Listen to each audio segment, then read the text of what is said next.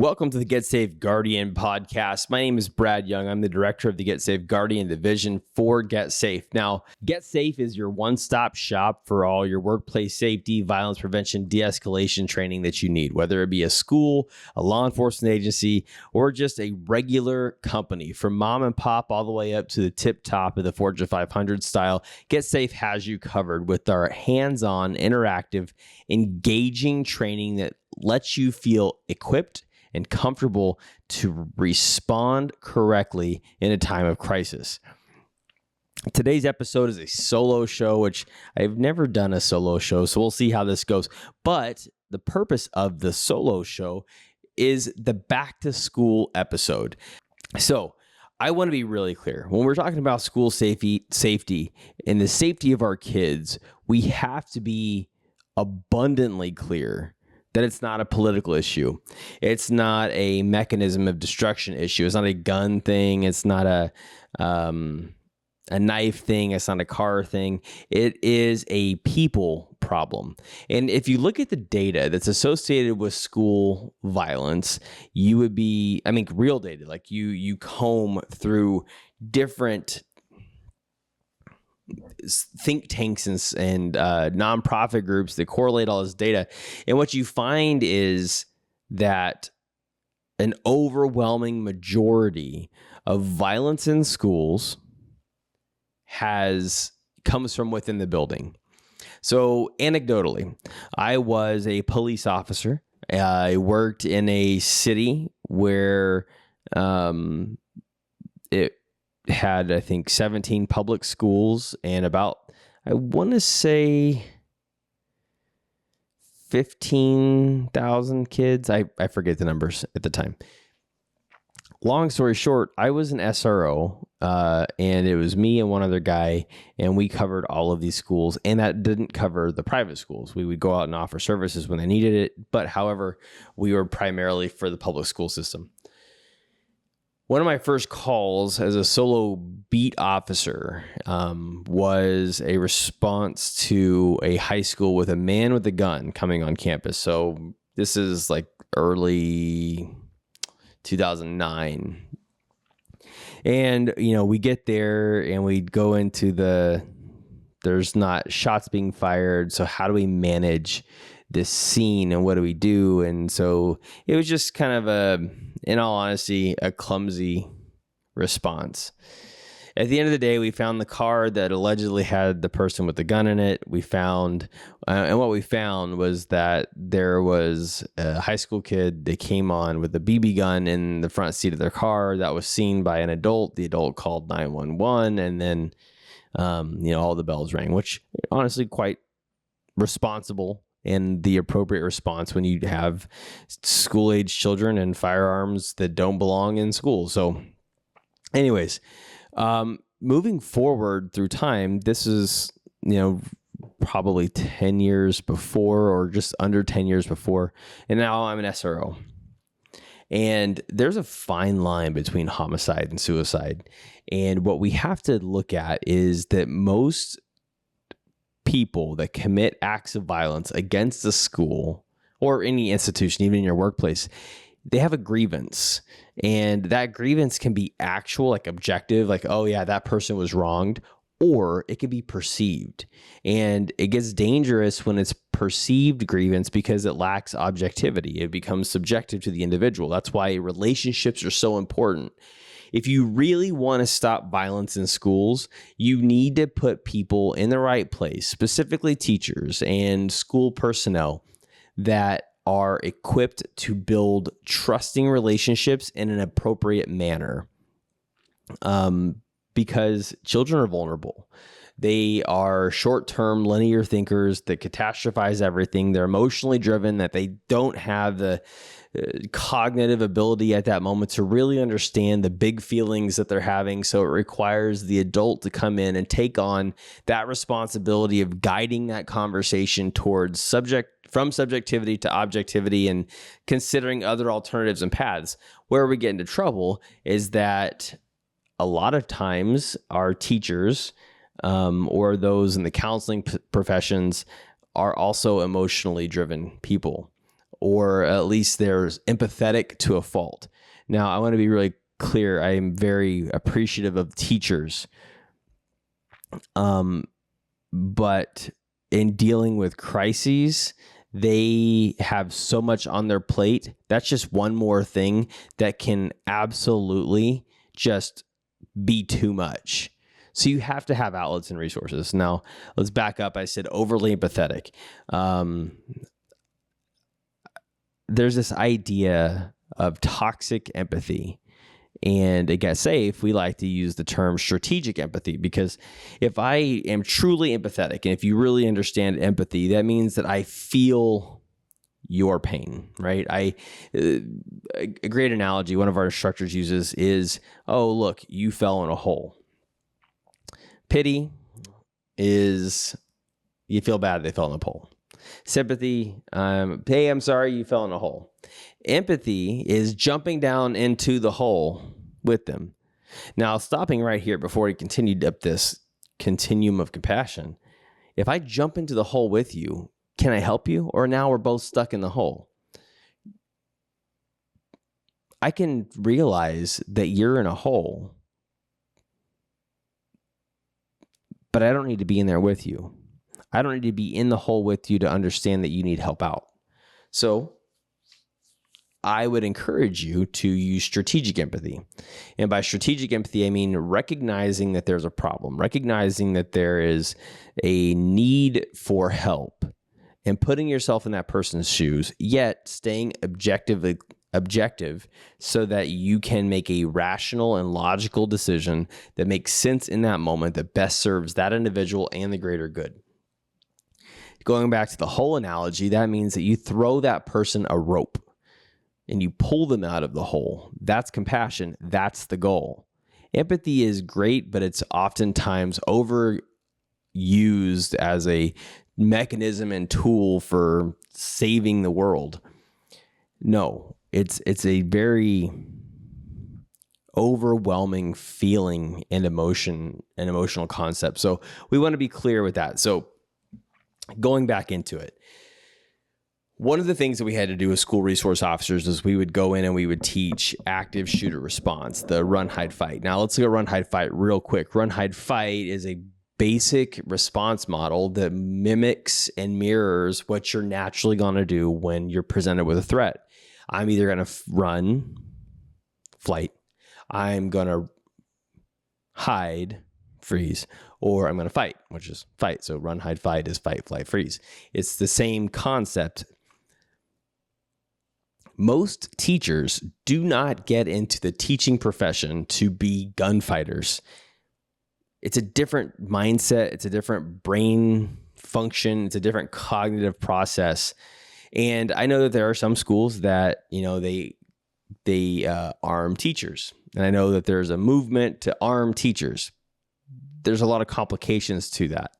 If the school district allows their staff to be armed, by all means, as long as they're trained and the liability and the risk is managed, do what you need to do to keep your kids safe. But also recognize that if a majority of these incidents are happening inside the building, meaning they're coming from somebody with a connection to the school, that's a student, current or former, that's a parent, current or former, it could be a spouse to a teacher or an employee or an ex-spouse. If that is the biggest probability of the person you're going to have to deal with, that means that your armed staff are going to be confronted with the potential to take a deadly weapon and point it at somebody that they know. Stopping a threat is stopping a threat. Pointing a gun at something is pointing a gun at something. But it starts to increase in the amount of feelings-oriented considerations when you know the person or you're pointing it at somebody else. And also in the back of your mind, you're considering the legal implications of what happens next. I just want to be really clear when I say this, that isn't what most teachers signed up to do. There was an interesting occurrence in recruiting before 2020 when people would come in and be like, well, what do you want to do in law enforcement? And the answers overwhelmingly were, I want to be an SRO. That concerns me because that makes me feel that people want to go in and protect the students and save the students, but that's an uneducated perspective, especially considering the purpose of the SRO is to educate, to enforce, and to build relationships, to mentor. And if that's going back to the numbers, if a majority of the problems come from within the building, so you want to build a relationship with this kid just so that you can point your Glock at him, like that doesn't make any sense to me.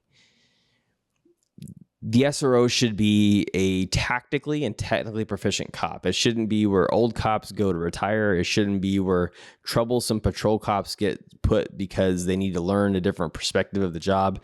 You should have your hard hitters in there. Now, look, I understand you want to be on a fugitive task force. You want to be a dope cop or an intervention cop, or you want to do high speed, low drag shit. That's cool. That is exactly what this job is. And it's fun and it's exciting.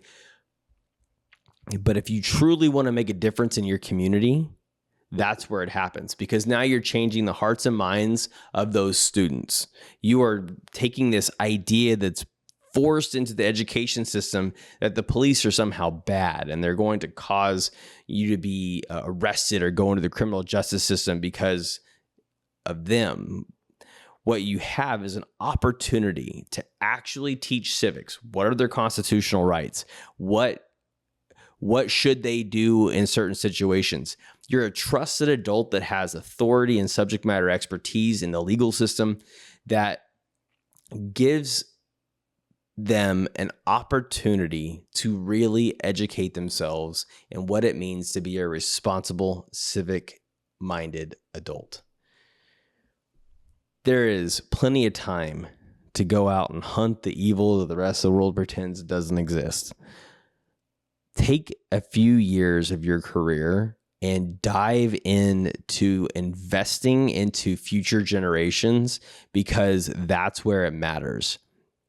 It should be a coveted position. It should be a position that's hard to get into, that you have to test and show some specific skill set in communication and decision making and de-escalation and problem solving and interviewing, because all the shit that you see on the street, you're going to see inside a high school, probably even so in a middle school. But because of how the laws are structured with juveniles, you have to be more technically and tactically proficient in how you get information and how you solve problems, because the kids trust you and you don't want to burn their trust. You don't want to ruin that relationship. So that's my two piece for the SROs. Be tactically and technically proficient. Be a hard charger. Be that high speed, low drag cop that wants to go out there and really do well for their community. And you do that in the schools. Don't think of it as a place to go hide and retire, or a place to put your shitty cops that can't talk to people and they keep getting complaints, because that's not the cop you want influencing today's generation. So when they become adults, they automatically hate the boys and girls in blue. All right. Continuing. So we had to teach, run, hide, fight. And I hate this idea that you shall give teachers an option and that's your only option, because that eliminates the ability for critical thinking. If a school district comes in and says, the policy is you have to hide and barricade in your room. Okay. What happens when that teacher does what they're told and the opportunity existed to be off campus and leave, but because they followed the district's philosophy and policy, somebody got hurt? If we take the ability to use discretion and critical thinking and decision-making out of the hands of the people that we've entrusted to watch our children, we're only setting our children up for failure. I used to start the conversation like this. Look, I have 3 kids, and I know that my job as the police, that your expectation of the police is for me to come in and protect you when the bad shows up. But as a parent, when I drop my kids off in the morning, the expectation is that when I pick them up, they're in the same condition, if not better. That's a heavy burden to put on the teachers, but that's the job they signed up for. Just like it's a heavy burden to put on cops and firefighters and paramedics to go out and pick up vulnerable victims that have been victims of violent crime and then just move on to the next thing. That's the job you signed up for. It sucks. It's a burden to bear, but that is how we improve as a society, is we actually put all of the right pieces together and we put the best product forward. Now, back to the training. And I debated whether or not to talk about this. And then finally I was like, you know what? The hell, why not? So I hated the run, hide, fight class that was being taught. It didn't teach anything. It was like, it didn't connect with educators. You know, we have to come in and talk about, like, we'd have cops that would teach this and it'd be like, there's going to be dead bodies and you're going to step over students and blood's going to be everywhere. And you're like, oh, well, that's not going to make me want to come back to work, because people never realize how unsafe they are until you've made them understand how unsafe they are. And then they can't unsee it. And now they have this fear that permeates their work existence, which then translate into what and how they teach your kids. So getting back to it. I go and I do a bunch of research. I did a lot of internet scouring, some scholarly articles. I cited all of my sources, and I would say, hey, let's just talk about school violence. Let's start at the top. How many people from this date to this date to today have died by an active shooter in a school? And, you get thousands and hundreds of millions. Like, well, no, it's still relatively low. Now, how many people died in Chicago just this last weekend? And the number was usually 10x. Or how many people died in a DUI collision? And the number is clearly 10x. And what we start to do is we want to look at the information and how it was presented. There are professional organizations that claim that they are tracking gun violence, and some of them are school safety organizations, and others are just for every town out there. And their threshold for gun violence is whether or not a firearm was on campus and a bullet was discharged, a casing fell on the ground, or a whole bullet fell out of the gun when a slide was racked. As long as that bullet hits property belonging to the school, they're saying that was a school shooting. So now you have these numbers that are way higher than what they actually are. And now you're inciting fear. Or how about this? Middle of the summer, nobody's at school. You have in some neighborhoods celebratory gunfire, and one of those rounds comes down and hits the school building. And the maintenance crew is like, hey, we had a gunshot thing. It's come to the ceiling of this portable. Guess what? You had a shooting at a school, but it was the middle of the summer, middle of the night. Nobody was there. But that number is now getting reported. And what that does is that creates this sense of fear, because makes us feel like our kids are unsafe, and it motivates political change. What we have to do is look at these things from an objective perspective. I laid all of this information out. I showed reports of things that were happening and then actually what happened, just to kind of make people feel better about the situation. One of the things that we talked about was the predictive indicator of violence, the the number one predictive indicator of violence, criminal behavior, substance abuse, suicide, and other, forms of destructive behavior. The number one predictive indicator used to be poverty. But in the last 10 years, we saw the shift to the point to where it's fatherlessness. And I said this, it's like there is, I want to say it's approximately 10% of all active shooters that shot up schools came from stable two-parent homes. And the rest came from unstable environments or single-parent homes. There's a connection, like at one point, 70% of all kids in juvenile detention facilities came from single-parent homes. So, like, there's numbers that support this theory. And I was just saying, like, if we're trying to identify markers, people that we need to make sure that they're successful and that they're built up, we have to look at the kids that have indicators of struggle. And we need to support them, because otherwise they're going to find that support in a gang. They're going to find that support with drugs or alcohol or self-destructive behaviors or criminal activity. And we want to avoid that. We want to build these kids up. That was the whole point of this. Anyways, teacher in the room got pissed and contacted the lieutenant and complained. One of the only complaints I've ever gotten as a cop. And the lieutenant's like, well, let me see your slide deck. And I said, here you go. Everything. I printed out the slide deck. Everything was cited. And he goes, well, you need to stop teaching this because this is faith-based research. It was pewresearch.org.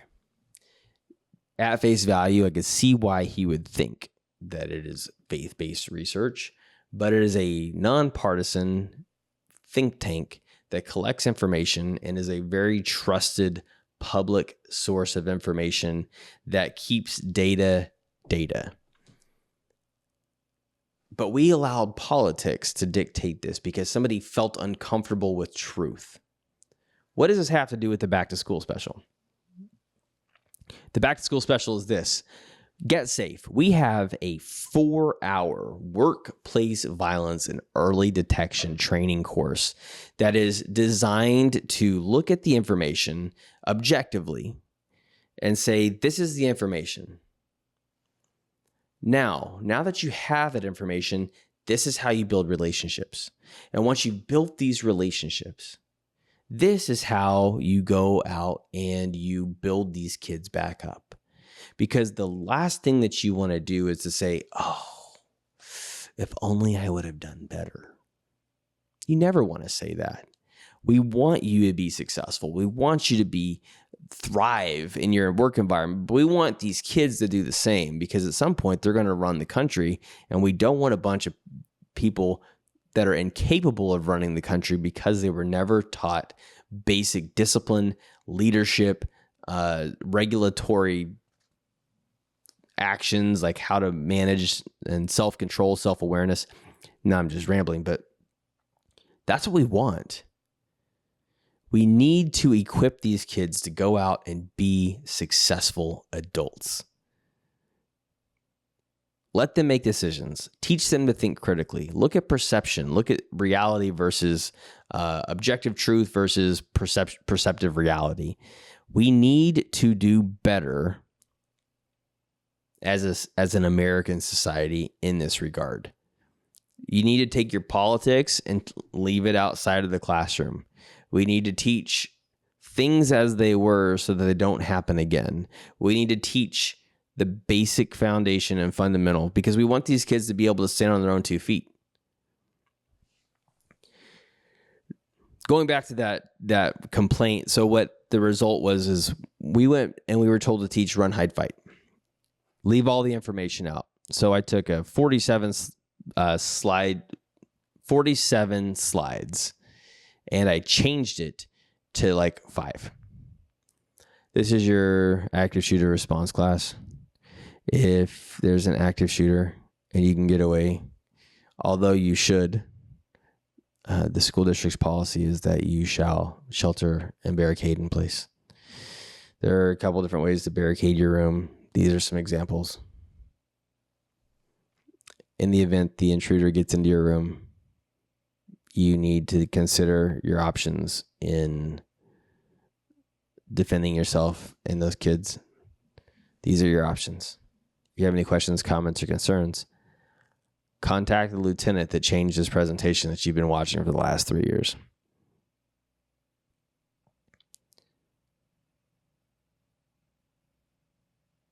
Sometimes the uncomfortable stuff and the ugly stuff needs to be said out loud so that we improve, that we recognize, and we move forward. Otherwise, I don't know what to tell you. Hey, until next time.